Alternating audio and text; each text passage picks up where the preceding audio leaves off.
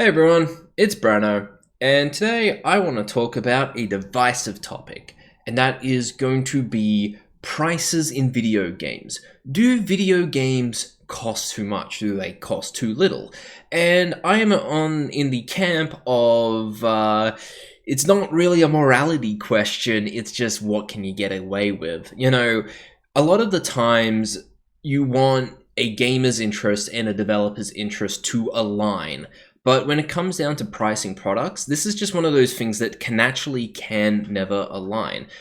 Gamers will continue to want to pay as little money for their products outside of live service games in like Korea, where being able to buy a prestigious $10,000 item in your MMORPG is seen as like virtuous or something, which is just like, what? Or alternatively, you've got something like Diablo Immortal, where being able to pay 20,000 to have an Uber character that just destroys everything. It's basically you cater to the whales. The whales, like, money is not worth that much to them, and they love being able to bully plankton. And that is the exception. So I've got some notes here. All right. So video game prices have been the same for a pretty long time. AAA games have recently gone up to $60. And a lot of people were have recently gone up to $70. They used to be $60 for ages. And they recently went up, and while there was a lot of complaint, I would say, for the most part, I don't think it's changed consumer behavior that much. I think that the quality of the games is typically, and like the enthusiasm towards AAA gaming has just dropped, and so the price difference, I don't think that's really shifted purchasing habits. And so that's the AAA space, but in the indie space, there has been this real race down the bottom. So with mobile gaming, it went to freemium very quickly. Like, you cannot compete on the mobile market as a paid game. You have to be free because the audience is catering to the lowest common denominator, and everyone's just going for those cheap experiences. And you can kind of see this as in the indie space of where, with like the success of Vampire Survivors and stuff, it's like there's been a big appeal for like being able to sell a huge amount of copies for a small amount of price, where it's just like you get a lot of people who would otherwise like, okay, that looks kind of appealing, costs free American dollars, all right, sure, I'll play it. And then if they like it, they'll share it with friends, and that can spread like a viral plague. Also, these people can make videos about it, which can help spread it, and they're really making sure that there is a spread by word of mouth. Now, I think that a lot of games are doing this now, and this to me just says there is a race to the bottom. Everyone's trying to price their games as cheaply as possible, which is not, in my opinion, healthy in the long term. So yeah, like the indie space is basically in a bit of a race to the bottom, and the AAA space is campaigning to increase their box prices. And if they can't, they'll have premium editions and DLC and live service stuff. Then yeah. Now, the main argument that people use to say that video game prices shouldn't go up is because of the cost of distribution, which has dramatically dropped. And this argument makes 100% sense when you are comparing like 1990 to 2025. I've heard like on podcasts or something, it was like 15% of what you would sell at a store goes back to the initial developer.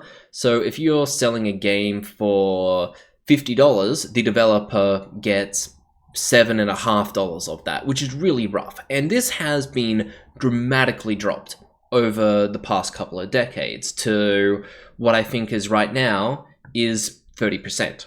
Because you sell it on Steam, it is 30%. So this argument makes sense when you start the time from 1990. It doesn't make sense when you start the time from 2017, because from 1990 to 2017, you had this big drop in cost of distribution. But you hit 2017, everyone's selling the game of Steam. That's 30% distribution cost.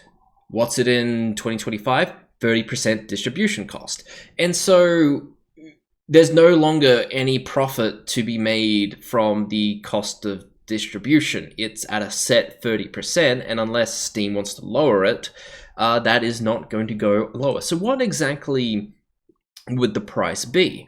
Well, I've decided to quickly get this up. I've got my script. There we go. Oh, god damn it. Seriously? Okay. Ugh, such a pain. Anyway, what we would say is that in 2017, $60 would be worth $76.78. So inflation is starting to eat up. I don't think that the $100 argument really fits in with this, but we are probably going to enter $80 AAA games at some point. And from the AAA perspective, well, no, from the indie perspective, it's like we're still in this sort of and it takes all, but also very much a race to the bottom, where really what you're fighting over is attention. Attention from YouTubers and influencers who think that you may be able to make something that is interesting to their audience. This also creates a scenario where a lot of these smaller game studios will start making a lot of smaller games. This is why a lot of people are saying, like, make smaller games, make smaller games. Now, I think this is fine if you are a veteran and you have a couple of people that you're working with. Like, if you've got a really good programmer, like an artist that's really good, maybe like two artists who are really efficient, a sound and audio person, and you got one of those people being a good project manager, you could make pretty decent small games for small amounts of money, and maybe one of them goes viral and makes up for, like, makes your revenue for the year. But I am seeing this race to the bottom, and I would like to try and frame myself as being above this, because I don't want to make games that I feel like I have to rush. I've spent 20 months, well, I'm going to be spending 20 months. We're currently 1.5 years into the development of Heal to Death. It will be a 20-month development cycle because we're launching in April, and I'm almost basically done. I have to playtest a ton to get stuff to work on, but I'm trying to go for the sort of like slightly more premium indie, and so I'm going to be charging $20 American for my game, and I am going to be using discounts. Now, I don't know what is going to be successful or not, but all I can say is that I would like to rise above the crowd, because one of the things that a lot of people don't understand is that gaming has been in a growth market forever until like this year. I think 2024 was the first year where gaming as a market didn't grow. And almost all of the growth, by the way, has been through mobile. It's almost entirely been through mobile. The core gaming market isn't growing anymore. This means that you can't just make products and because it's a growing market, it's like, oh, like there's going to be an audience for people that we want. It's going to become a more and more competitive audience. And so the race to the bottom is basically, it's mutually assured destruction. So as a developer, it's like, I just don't see any future of trying to compete in the cheap game market. I would much rather compete in the sort of medium game market. And so that's why, for me, I'm going to price my game at $20. And some people may snub my game being worth $20. Well, there'll be sales and stuff. If they want to play it, if they don't think it's worth it at that price, that will happen. But at the end of the day, it's I've got to focus on my best interest, and gamers have to focus on their best interest. Because, like, I mean, from a gamer's perspective, there is so much survivorship bias. They only see the games that succeed and the high-profile failures. When Ubisoft fails, it's high profile. What they're not used to is seeing the mountains of corpses that you get to see when you actually make video games and you're part of like a local community or an online community and you've been there for years. You'll realize that the vast majority of games fail, which is why the smaller development and shorter cycles have been more popular, because failure is not the end of the world. Also, I think gamers do have a bit of a vindictive streak because they feel like their hobby has been getting lower quality, at least at the AAA games. I would say gaming has never been in a better space as a gamer. I have more variety of games that I can choose from. And yeah, AAA is getting worse. I would say MMORPGs have just stagnated and been boring. But outside of that, it's never been better. If you are looking for like new hype releases, if you are looking for a gaming market where you could be super excited for what's going to come out in a couple of months, then yeah, there were better times when everything was just getting better. But I think we've been in the modern gaming market since 2012, and you can still play all the old games. It's just that the rate of games getting better is not nearly as potent as before. And you, like, as a game developer, I don't feel like I'm competing with games from the 2000s. I do feel like I'm competing with games from the 2010s, and I feel like when it's 2030, I'm still going to be competing against games from the 2010s. And yeah, it's going to be tough. So yeah, I feel like there's going to be some real shakeups in the gaming industry. And yeah, like, there's going to be a lot of people who die, basically, in this industry. Most people are going to be filtered out. And that's the way it's been for a while, but it's going to go from like maybe a 1 in 10 survival rate to maybe like 3 out of 100. So I reckon it's going to go from like 10% to 3%, if not less, on the type of people who will survive. And I am only going to survive. Like, if Healed to Death doesn't do well, I'm only going to survive because I have decided to continue to work a full-time job, save all the money I can, not take gigantic risks, and slowly work towards being able to transition into a full-time game dev. I'm really looking at, I'm not rushing towards the I'm not rushing towards the destination. I am going to enjoy my time, smell the flowers, stay very consistent and very motivated to continue to make games, but I'm not rushing to it because, yeah.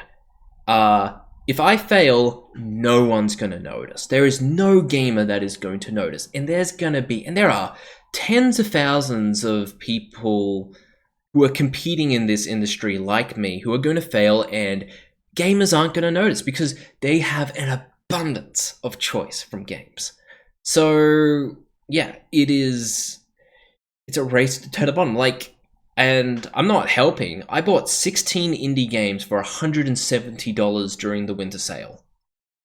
I have an abundance of video games to play. I do not need to buy another game for a while because I've got a huge amount of variety. The other thing I just want to say is, like, it's a macroeconomic issue. Gamers are not the problem. You're not going to guilt trip gamers into wanting to spend more money on you because you're a poor indie developer. No.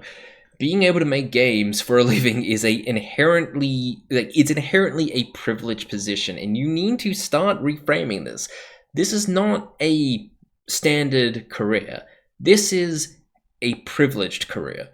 It is and a privileged careers are fucking shit unless you are at the very top or you're doing it exactly the way you want it to. So, in my opinion, we're kind of in a. I don't think that I think that the just create small games, bro mindset is going to be old advice in a year. And I would much rather create like good medium scoped games that do not take any longer than 2 years to complete. I don't want to do any more than 2 years of development on a game. Otherwise, I would say it's the best time to be a hobbyist and a terrible time to be a professional. Because if you're a professional, the bad times are over and the even worse times have just begun. But in short, should video games prices go up? I think for the long-term health of the industry, they are going to have to. But whether they should or not, it's not. That's the wrong question. The question is, can you as a developer justify your prices going up? And the more I do game dev, the more I realize that the answer to our problem is quite often just make better games. The only difference is that before I started, the idea of better games was very different, because it's like, oh, better art pieces versus better products. And you realize that in order to make this a living, you have to make better products, even when it comes down to the sacrifice of making less interesting or super engaging games. If it's a better product, it's going to sell more, you're going to survive. And yeah, so in short, should video game prices go up? It's not really for me to decide. There's no morality here. Just get what you can.